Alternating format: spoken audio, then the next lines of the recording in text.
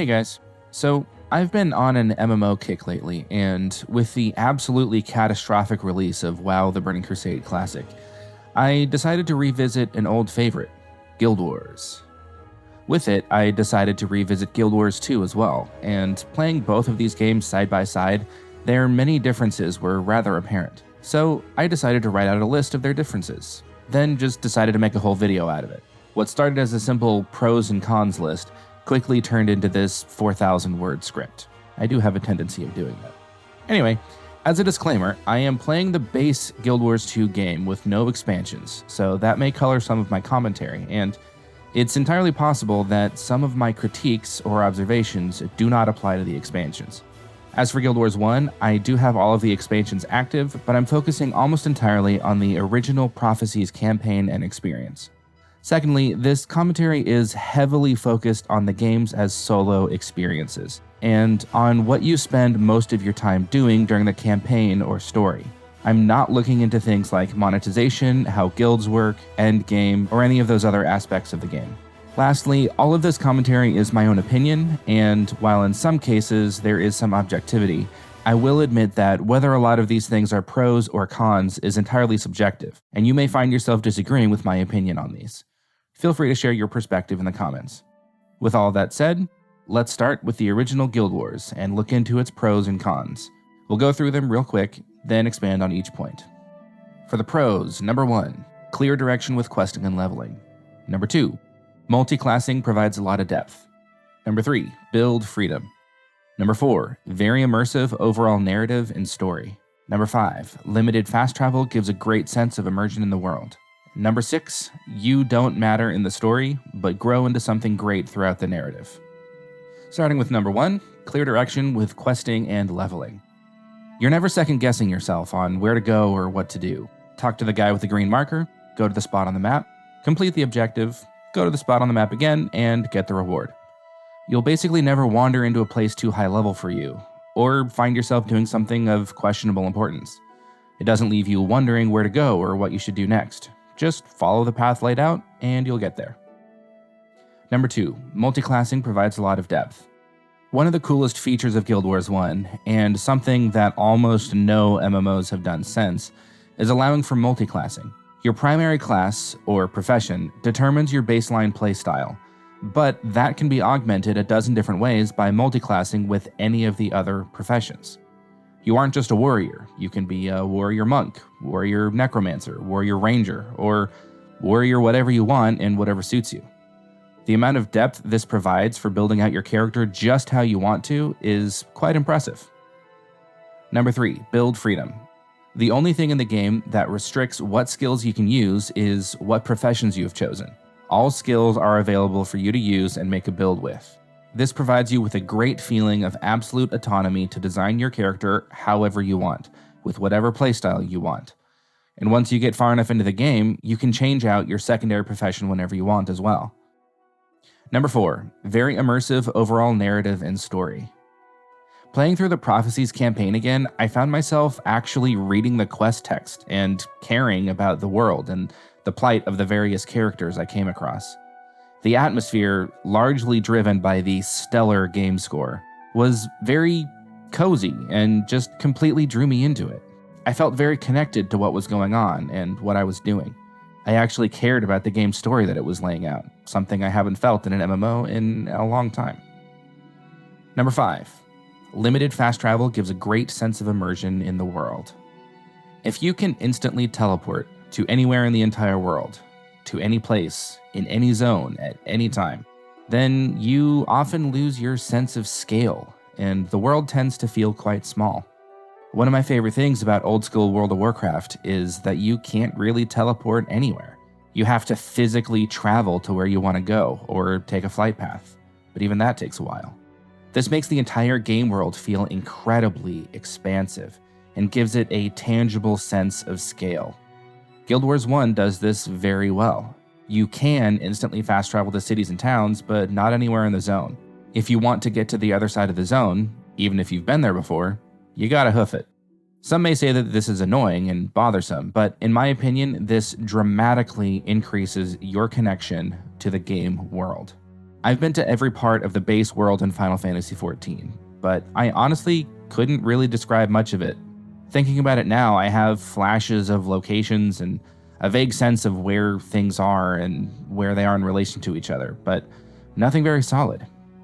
The pre-Searing world in Guild Wars 1, however, I know like the back of my hand, and I can visualize nearly every single inch of Elwyn Forest or Duratar, or even most of the entire game world, to be honest, because I had to learn all of it by traveling across it many, many times. The only places in Final Fantasy I can bring to mind instantly are the starting zones that I was forced to traverse multiple times. I greatly appreciate the sense of connection to the world that Guild Wars 1 gives me by design.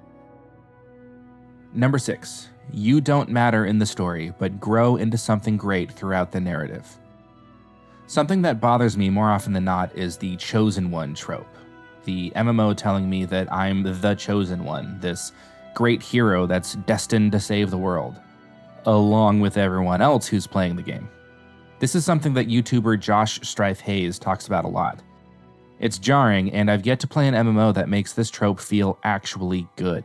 What I love about original World of Warcraft, and also Guild Wars 1 in this case, is that you don't matter at all. You're just some dude. You decide to help your common folk in your starting village, and that leads to progressively bigger and more grand adventures where you end up mattering a whole lot. But you're an absolute nobody when you start out, and it takes a lot for that to change. One of the absolute most important aspects of MMOs is your own personal progression. You have to start at the bottom for this to have the biggest effect. If you start the game and everyone's calling you a hero or the chosen one, then where can this progress to? There's no higher title than that. There's nowhere to go. But if you start as a nobody, when you finally become that hero, when you achieve something great and the game acknowledges it, that feels truly special. Now for the cons. Number 1, janky controls, pathing, camera movement, etc. Number 2, the game world feels rather dead, like everyone's waiting on you for anything to happen. Number 3, cities and towns feel empty and almost unfinished. Number 4, players aren't out in the world. You have to group ahead of time. And number 5, combat can feel slow. For number 1, janky controls, pathing, camera movement, etc. The game's dated. It still plays perfectly fine, but there is a healthy amount of jank in all aspects of movement, both character and camera. I can't exactly blame the game for this, since this is largely a product of its time, but it's definitely something that Guild Wars 2 does not have a problem with at all. Number 2, the game world feels rather dead. Again, this is kind of a product of its time, but NPCs don't really do anything unless you interact with them, and they're very few and far between. Cities and towns do have NPCs, but it's very bare bones, which makes everything seem kinda dead. I personally don't mind this very much, but I will count this against it since even Vanilla WoW's locations felt much more alive, and it originally released around the same time. Number 3, cities and towns feel empty or unfinished. This point ties into the last. Parts of the pre-Searing world especially feel like it's just unfinished. Entire areas of Ascalon City, for example, are just completely empty and devoid of all assets. There's even a structure that looks like it would have been the entrance to some grand keep or castle with its great big double doors, but it's just a pointless structure whose doors go nowhere, just sitting in the middle of an open, barren area. Add to this that there are very few NPCs, and it just makes the areas feel rather empty. Again, I don't consider this that big a deal, especially since the zones in the later expansions are much better about this, but it's still rather jarring when you see it with a modern lens. Number 4, players aren't out in the world. This, I feel, is the biggest issue on this list of cons. Guild Wars 1 feels much more like a single-player RPG with multiplayer elements than it does feel like an MMO. Players are there. I ran into many interesting characters when questing through pre-Searing prophecies, from this person giving me investment advice, to this person saying we looked like a couple before I broke some rough news, to this person helping me out with a quest just for the hell of it. There really is a great multiplayer element to Guild Wars 1, but if you're out questing, there is quite literally no one. something that feels incredibly different to MMOs today, and even ones that were around back in the day. Again, personally, I don't really mind this since I mostly play MMOs solo and always have, but it definitely feels much less like an MMO than any other MMO that I've played. And lastly, number 5, combat feels slow. If you aren't used to it, the combat style in Guild Wars 1 can feel quite slow and not very engaging. I don't personally find this to be a problem since I'm quite used to it, and it actually is quite engaging, especially later in the game when you have more abilities to choose from. And in tense moments, it doesn't feel slow at all. But if you're not used to it, I could see this being a bit of a hurdle to get over when first getting into the game. Now let's take a look at Guild Wars 2.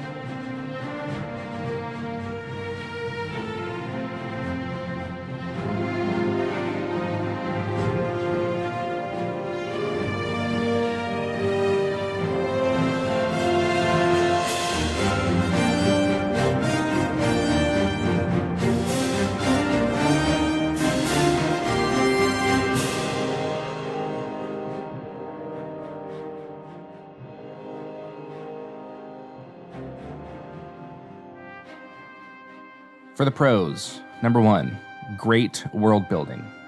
Number 2, maps and zones feel alive. Number 3, staggeringly well fleshed out maps. Lots of hidden puzzles and other hidden content.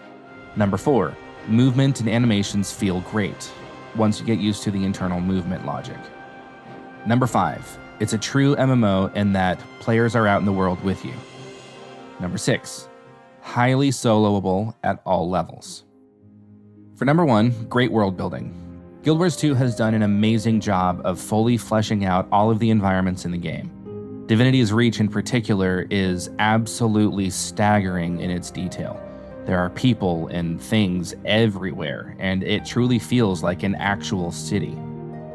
While this may be the best example of this point in the game, this is something that applies to just about everywhere. Running around the world, no matter where I go, I never run across a place that looks unfinished or like it's a first draft. It just feels real. Number 2, maps and zones feel alive. Tying into the previous point, the sheer amount of NPCs just going about their daily lives, regardless of your interaction, makes each zone feel much more active and vibrant than most games. Add to this all the various event chains that progress in different directions depending on player interaction and what's happened previously, and you've got a world that just feels so alive. It feels like there's just this living, breathing world there that doesn't depend on you for anything to happen. You can and should interact with it to influence what's happening, but it feels like the world just doesn't need you to be there at all. Most MMOs feel like everything is sitting there waiting for you to interact with it for anything to happen, which simply doesn't feel natural. It feels like a game, but not natural. In other words, Guild Wars 2 feels much more like a real place than most games are able to achieve.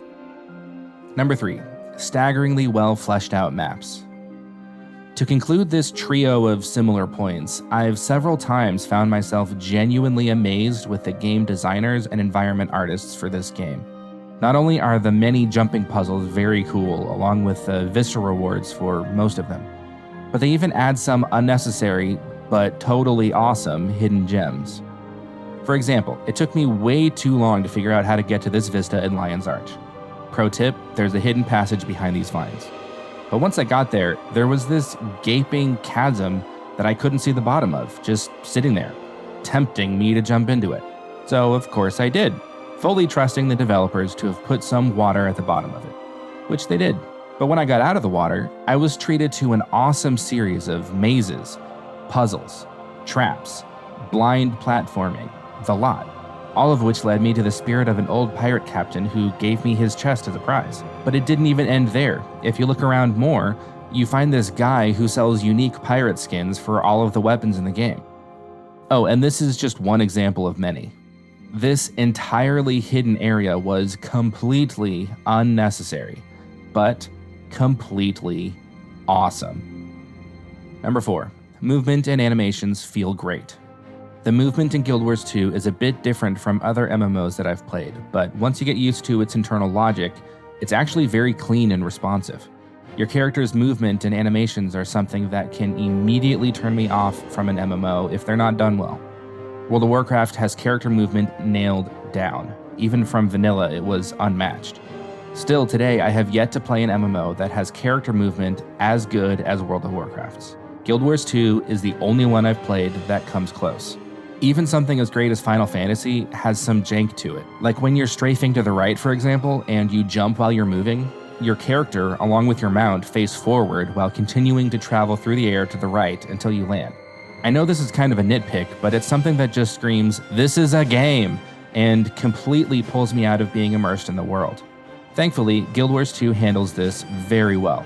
The controls are responsive, and they do exactly what you'd expect once you get used to the movement system. The only time I feel like I've lost control of my character is when dodging, but that's kind of to be expected. Solid 9 out of 10 on this one for Guild Wars 2. Number 5, it's a true MMO.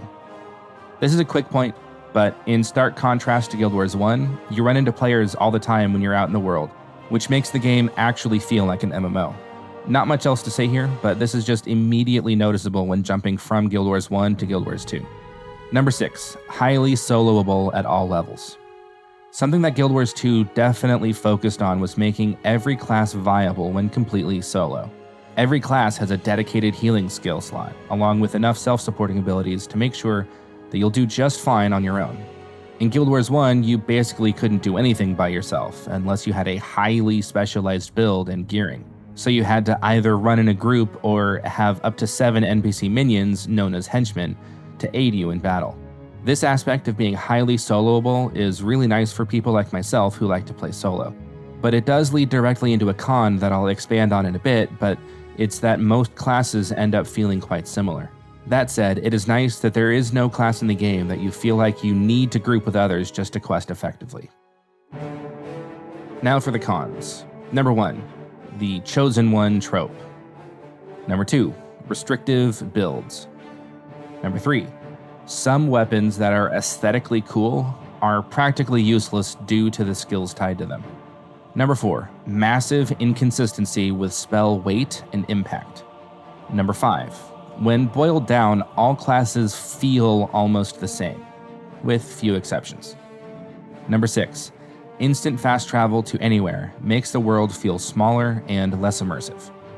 Number 7, level scaling makes the feeling of power progression quite muddy. And number 8, the lack of the Holy Trinity doesn't really work. Number 1, the Chosen One trope. Again, YouTuber Josh Strife Hayes talks about this a lot, and it's something I wholeheartedly agree with him on. If every player is the chosen one in an MMO, suddenly you, the chosen one, are running around with many, many other chosen ones. It kind of breaks its own narrative, and in my opinion, it just feels wrong. Plus, as I mentioned earlier when talking about Guild Wars 1, there's nowhere to progress to when you start the game already being the hero. With all of that said, I will acknowledge that the severity of this chosen one-ness very largely depends on the race that you choose, since your own personal story changes based on your race. For example, as a human, yes, you're kind of a hero from the get-go, but it isn't stressed in the narrative very much until later. Whereas, in the Norn story, you're labeled the hero practically from the first moment you create your character, and it gets brought up in almost every cutscene. I'm sure some of you will disagree with this being a problem, but to me, it just feels weird in an MMO. Number 2, restrictive builds. Unlike Guild Wars 1, builds are very restrictive. You only have 5 slots you can directly control, your utility skills. But one of those slots has to be a healing skill, and another one of those slots has to be an elite skill. So that just leaves you with 3 out of the 10 slots that you can have any real freedom with. But even then, you only have a few dozen skills to choose from for those 3 slots. And if we look at your 5 primary active skills, they are completely tied to your weapon. If you're a warrior, you can't take the first and third skills from the greatsword, and use the second, fourth, and fifth skills of the two-handed hammer and use them together. You have to use the 5 skills tied to that weapon, and that's it. The only weapon I've found in the entire game where I actually really like all of its abilities is the staff for the Necromancer. Every other weapon has at least one ability that is either underwhelming, it feels useless, or I just don't like it. Now, I am very quick here to point out that I applaud the developers greatly and respect them for their innovations. They've made some bold choices with the game that few other MMOs would dare to. That takes balls, and I respect them immensely for it. With that said, it is my opinion that this style of building your character in Guild Wars 2 is frustrating to a large degree. I much prefer the Guild Wars 1, the World of Warcraft or Final Fantasy approach of, here are all of your abilities, do what you want with them. Is the system in Guild Wars 2 objectively bad? No, I wouldn't say so. It works perfectly fine. I just don't prefer it. Number 3, some weapons that are aesthetically cool are practically useless due to the skills tied to them. Tying directly into and expanding off of the previous point, it is very frustrating to me that there are some weapons that feel completely useless due to the skills tied to them. I very much like the aesthetic of the Paladin, the holy warrior fighting for justice, wielding his righteous fury in a great big shield. Given this, I wanted to build my Guardian out with a sword and shield. But the shield skills for the Guardian feel completely useless. I know they technically aren't literally useless, but they feel very, very bad to use and provide hardly any utility or damage. Which sucks because I absolutely love the way the one-handed sword feels. It's awesome. But I feel like I can't use the shield with the sword since I feel like I'm carrying around 2 dead skill slots. So my alternatives are holding a focus in my offhand, which looks dumb to me, or a torch, which aesthetically is more interesting, but doesn't feel the same as a great big shield. There are other examples of this kind of problem, but this one resonates with me the most. If skills weren't tied to weapons, then I'd have a grand old time going sword and board with my Guardian. But they are, so I can't. Number 4, massive inconsistency with spell weight and impact. Some spells feel like cannon blasts, while others feel like rotten tomatoes, even though they both deal similar damage. This is especially noticeable on my Elementalist. The Fire Staff's first, fourth, and fifth abilities feel very powerful and meaty, but the second and third skills feel like nothing happened.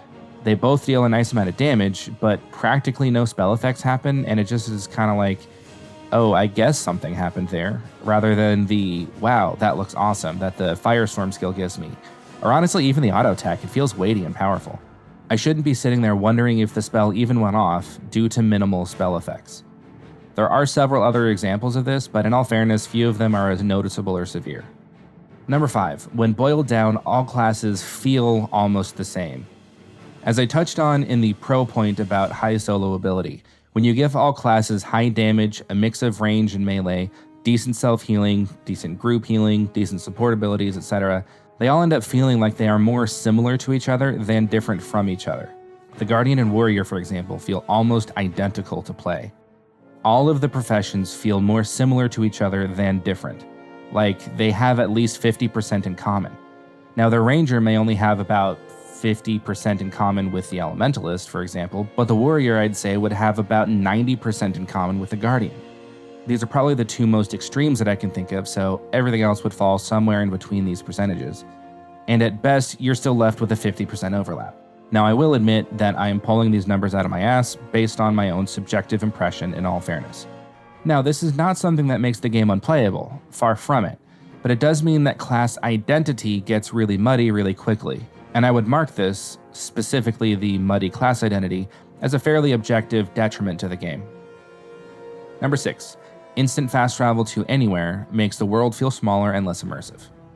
I talked about this a fair amount during the pro point in Guild Wars 1 about limited fast travel, so I will just summarize by saying that this is fairly subjective, but in my opinion, the ability to instantly travel to almost exactly where you want to, anywhere in the world, while convenient, makes the massive world that they've created feel small and underappreciated.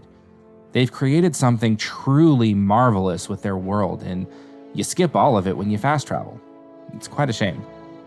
Number 7. Level scaling makes the feeling of power progression quite muddy. Every single part of every single zone has an assigned maximum level, and the game will scale you down to match that level, regardless of what your level actually is. This is convenient for people who are lower levels so that higher level players can't come in, kill steal, and just steamroll everything you're trying to do, and it does make matching with your friends more convenient.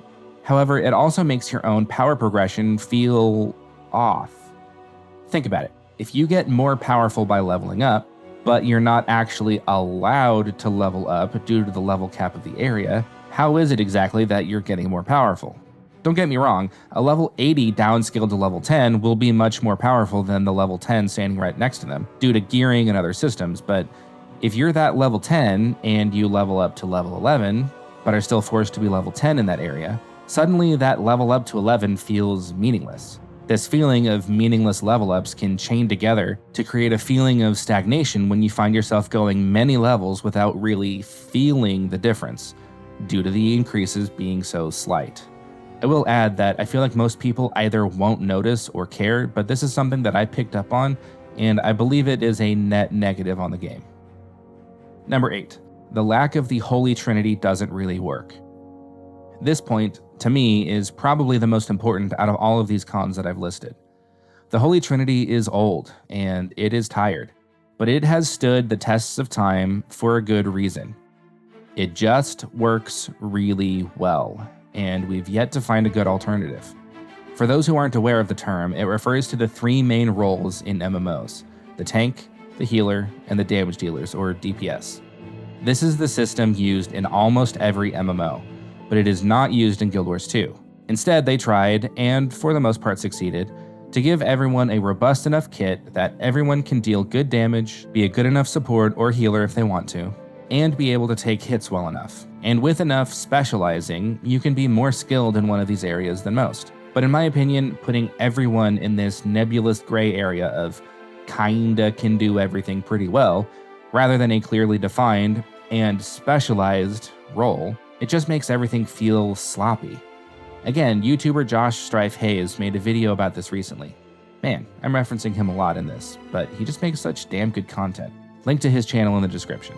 Anyway, in that video he discusses the Holy Trinity, why it works, where it runs into some problems, and he provides his suggestion on how to iterate on it. It's a great video and you should check it out.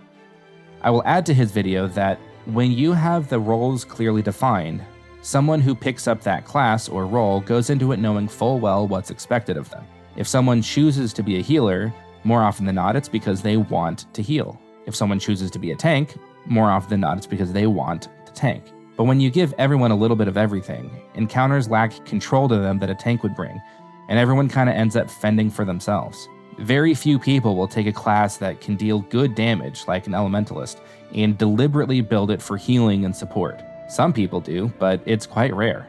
So when you have everyone in a group encounter fending for themselves with no dedicated healer and no one able to hold threat well, people die. A lot. I think the developers foresaw this outcome and designed around it with their incredibly generous downed system and the ability to self-revive if you kill an enemy. But when you're in a dungeon or fighting a boss out in the world and you're constantly dying and no one is looking out for each other, it makes for a very bad experience in my opinion. Again, I want to very strongly stress that I have mad respect for the devs having the balls to try and innovate and do something new. I applaud them for this. But it just doesn't feel like they got it right with this one. So, what's the takeaway here? Is one of these games just better than the other? I wouldn't say so, no. Honestly, it feels like they have entirely opposite design philosophies. Guild Wars 1 has a structured questing and leveling experience, but has complete freedom with building out your character, while Guild Wars 2 has very structured builds and complete freedom with leveling. I often play MMOs by myself, and when looking at them both from a purely single-player perspective, I prefer the original Guild Wars experience. However, it's hardly an MMO, so if I want to play an actual MMO, I'd choose Guild Wars 2 between the two without question. With that said, Guild Wars 2 isn't without its drawbacks for me. Oftentimes when I play it, I feel directionless and being unsure of where to go or what to do. They just drop you on the map and say, hey, here's a bunch of stuff you can do, go nuts. Which sounds great, but to me it just feels weird. Call me traditional, but I just really like the structure and dynamic behind quests. Again, I applaud Guild Wars 2 for branching out and trying something new, but I just don't like it as much. Additionally, the highly restrictive builds in Guild Wars 2 is a huge problem for me. It makes all classes feel very restrictive and like I can't play my character, regardless of class, exactly how I'd like to. Does this make Guild Wars 2 a bad game? Absolutely not. It's got a great combat system and I really enjoy playing it, especially if you have someone to play along with. My sister and I recently created 2 fresh characters to play through together, and it's been a lot of fun. It definitely deserves its spot among the big 5. It's a solid game, but to me, the gold standard of MMO design philosophy is the original iteration of World of Warcraft. And nothing has even come close to that standard since, even Guild Wars 2. Which is kind of sad, to be honest. In over 16 years, we haven't had an MMO innovate and iterate on original World of Warcraft. Maybe I should make an entire video about that. Anyway, enough rambling, I'll conclude with the following.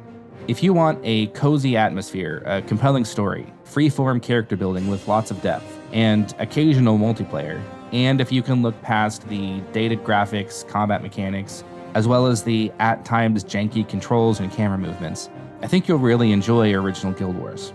But if you want an actual MMO with great graphics, very fun combat, a free-form story and leveling experience, and many hidden jumping puzzles, and if you can look past the restrictive character builds as well as the lack of clear roles in multiplayer combat, then I think you'd really enjoy Guild Wars 2.